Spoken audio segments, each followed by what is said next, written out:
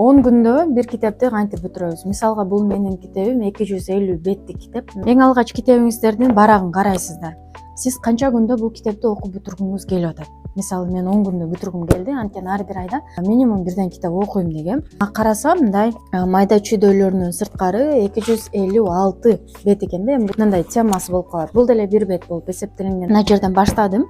1, 2, 3, 4, 5, 6, 7 деп туруп, 25 бети келгенде мындай числосун жазып алдым. Мисалы бул 25 бетти мен бүгүн окуп бүтүрүшүм керек. Бул 25 бетти мен эртең окуп бүтүрүшүм керек. Числосун жазып койдум, анткени числосу болсо эртең күнгө планын бүтүрүш керек деген максат болот да адамда.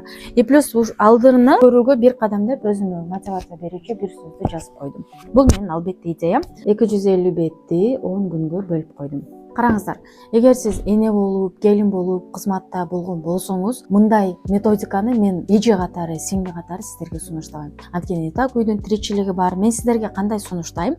Бул 250 бетти сиздер 10 барактан бөлүп алыңыз. Ошондо сиздерде кыжалат болбойсуздар дагы, анан 10 бетти окуп бүтүрүү оңой болот.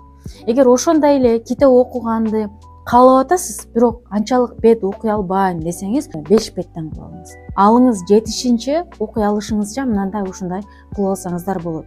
Мен мисалы ушинтип окуп бүтүрүп азыр канчага келдим? 125 бетке келдим. Элестетиңиздер, бул да эмне? Сиздердин өзүңүздөрдүн максатыңыздарга майда кадамдар менен жетүү. Бир китепти мындай карасаң, окуу кыйындай сезилет да, мээбизге албетте кыйындай көрүнөт. Бир китеп, вау, ушуну депчи, жанагы бир неме сөз бар да, ешь слона по кусочкам деген бар.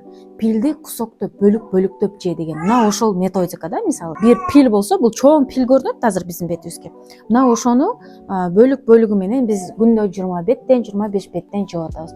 Менде ушундай болот. Бир нерсени жасап атканым, мен ошону эмне үчүн жасап атканымды баалуулугун билишим керек да. Мына ошондо мен ошол нерсеге чын жүрөгүм менен аракет кылам да. Пайдалуу, бирок мен эмнеге жасап атканымды билбеген болсом, ал нерсени жасабайм да. Билбейм, мен ушундаймын. Ошон үчүн мен эмне үчүн бул китепти окушум керек? Эртеңки күнү акылым тайып калбаш үчүн, мына ушундай так даана сүйлөй алыш үчүн, сөз байлыгым көп болуш үчүн, күнүнө бир кичинекей болсо дагы кечээ күнүмдөн бүгүнкү күнүмө өзгөчөлүк жасоо үчүн. Анткени биз аялдардын күндө быт кайталанма жашоосу боло берет. Бул нормалдуу нерсе, муга мындай терең деле киришиштин кереги жок чындыгында. Бир гана айтарым, ошол кечээ күнүбүздөн бүгүнкү күнүбүз өзгөчөлөнөт. Орозо, мисалы ушул орозону орозо айында окуп атам.